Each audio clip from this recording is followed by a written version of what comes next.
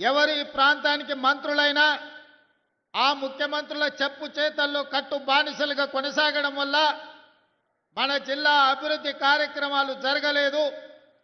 వలసలు వెళ్ళే ఈ జిల్లా తట్ట పని, పార పని, మట్టి పని కోసం ఇతర రాష్ట్రాలు, ఇతర దేశాలకు బ్రతకడానికి వలస వెళుతున్న మన కష్టాలను, మన కన్నీళ్లను తూర్చడానికి ఎవరు బాధ్యత తీసుకోలే.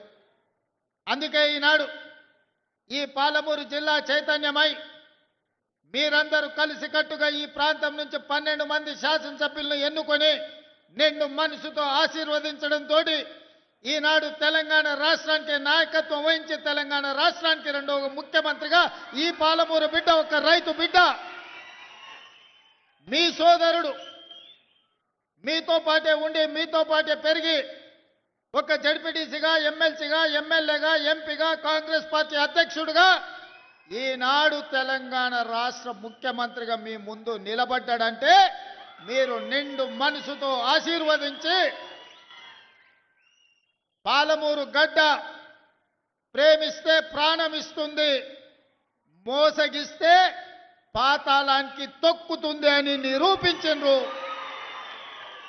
నేనెందుకు ఈ మాట చెబుతున్నా అంటే 2009లో ఒక ఆయన తెలంగాణ ఉద్యమం బలపడాలి, తెలంగాణ రాష్ట్రం రావాలి అని అంటే ఈ ప్రాంతం నుంచి పార్లమెంటుకు వెళ్ళాలి అని వలస వచ్చి మనల్ని అడిగిండు. వలస వెళ్ళే మనకు వలసల బాధలు తెలుసు. అందుకే వలస వచ్చిన తెలంగాణ సమస్య తెలంగాణ రాష్ట్ర సాధనతోనే పరిష్కారం అవుతుంది.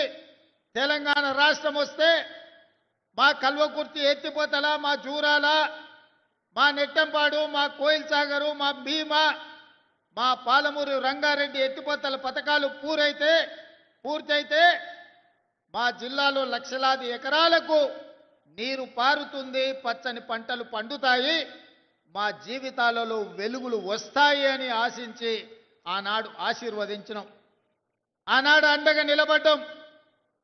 పాలమూరులో ఊరు లేకపోయినా, పార్లమెంటులో నోరు లేవకపోయినా మనం ఆశీర్వదించడంతో 2014లో తెలంగాణ రాష్ట్రాన్ని సాధించి మొట్టమొదటి ముఖ్యమంత్రిగా బాధ్యత చేపట్టిన పెద్దాయన మన జిల్లా ప్రాజెక్టులు ఒక్కటి కూడా పూర్తి చేయలే.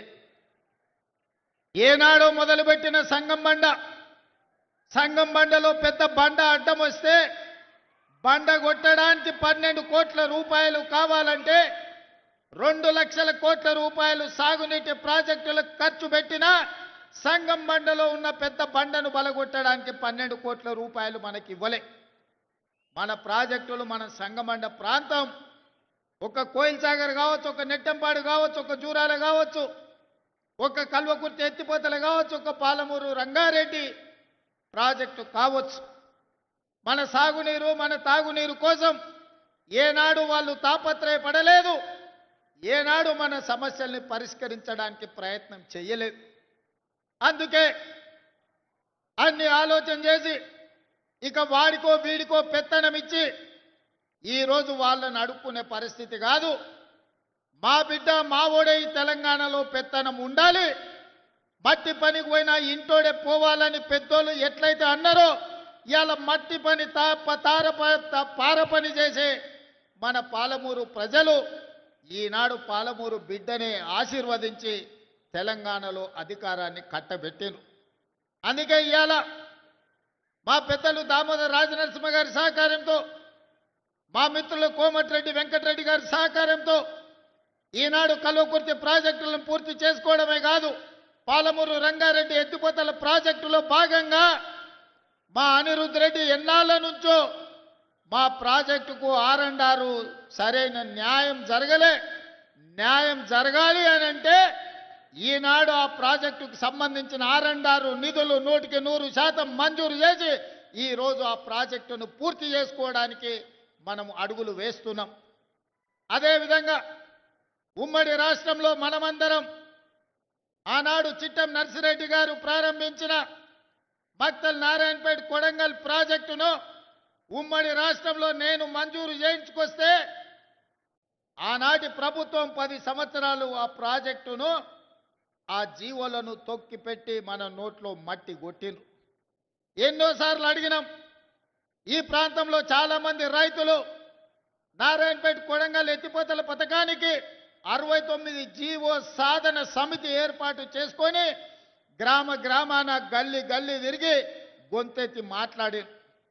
కానీ 10 సంవత్సరాలు మన బాధ విన్నోడు లేడు, మన బాధ అని అర్థం చేసుకున్నోడు లేడు.